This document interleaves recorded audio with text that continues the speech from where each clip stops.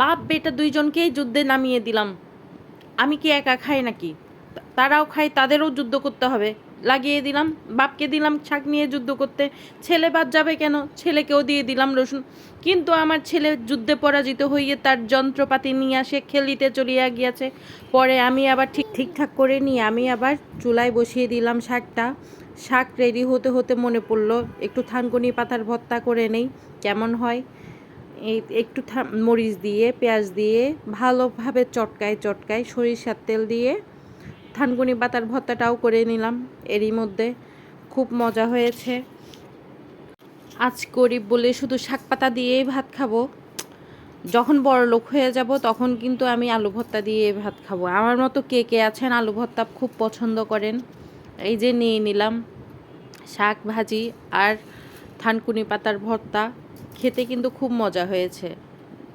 শাক শাক বা ভর্তা দিয়ে যে পরিমাণে ভাত খাওয়া যায় না, মাছ মাংস দিয়েও ওই শান্তি পাওয়া যায় না, খাওয়া যায় না।